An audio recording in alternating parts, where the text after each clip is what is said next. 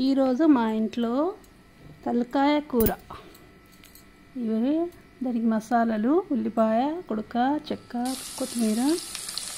ఇవి ఉల్లిపాయ కొంచెం ఒక్క గ్రైండర్ పెట్టుకున్న అల్లం ఉల్లిపాయ. ఇవి దూరగా వేగే వరకు వేయించాలి.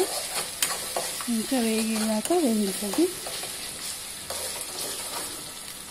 ఇది వేగిన తర్వాత కొంచెం ఇది ఎల్లో కలర్, రెడ్ కలర్ ఉన్నాయి తలకాయ కూర అనుకోకండి. ఇది పాయ సూపు. ఎల్లో కలరు అది కాళ్ళై బోన్స్. పాయ సూపు చేసుకున్న ఫస్ట్. అది తర్వాత ఆ బోన్స్ అనేది తలకాయ కూరలో వేసేసిన.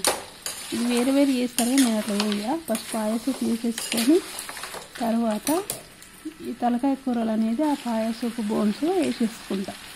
ఒకే కర్రీ వేసేస్తారు రెండు కలిపి. ఇది తలకాయ కూర కుక్కర్లో పెట్టే అవసరం లేదు. ఇది మనం మంటలో కాలుస్తాం కాబట్టి తలకాయని అది అప్పుడే సగం ఉడికిపోయినట్టు మెత్తగా అయిపోతుంది. అందుకని మనం ఇట్లా కడాయిలో వేసుకోవచ్చు. ఇది ఫస్ట్ కొంచెం ఆయిల్లో మంచిగా దగ్గర పడే వరకు గోలించి మంచిగా కారపు, ఉప్పు, పసుపు అది వేసుకోవాలి. కారం కొంచెం ఎక్కువ వేస్తే బాగుంటుంది తలకాయ కర్రీకి. ఉప్పు, కారం అన్నీ వేసేసి ఇట్లా వేయించుకొని మంచిగా దగ్గర పడే వరకు ఇట్లా నూనెల్ని కొంచెంసేపు మంచిగా వేయిస్తే ఉప్పు కారం అనేది మంచిగా పట్టుకుంటుంది. నేను మసాలా ఎక్కువ యూజ్ చేయ. చెక్క, కొంచెం కుడక పొడి, లవంగం, సాజీరా ఇవన్నీ కలిపి పొడిగా ఎంచుకొని గ్రైండర్ పట్టుకొని పొడి చేసుకున్నా. అది మంచిగా పట్టే వరకు ఇట్లా కలుపుకోవాలి. ఇట్లా దీనికి కాంబినేషను జొన్న రొట్టె మంచిగా ఉంటుంది.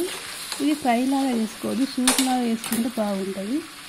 దీన్ని కొంచెం దగ్గర పడే వరకు ఇట్లా ఆయిల్లో ఎంచి ఇట్లా కొత్తిమీర వేయాలి. కొద్దిసేపు మూత పెట్టి ఉప్పు కారం పట్టే వరకు అట్లా పెట్టేసి ఉంచుతా. మూత పెట్టి కొద్దిసేపు ఉంచి మళ్ళీ తర్వాత తీసి కొన్ని వాటర్ పోసి సూప్ లాగా తయారు చేసుకుంటే ఇట్లా సూప్ చేసుకుంటే ఈ తలకాయ సూప్ లాగా ఉంటేనే బాగుంటుంది. జొన్న రొట్టె కాంబినేషన్ సూపర్ ఉంటుంది. మీరు ఇంకొకసారి ట్రై చేయండి. ఎలా ఉందో చెప్పండి. తలకాయ కర్రీ రెడీ.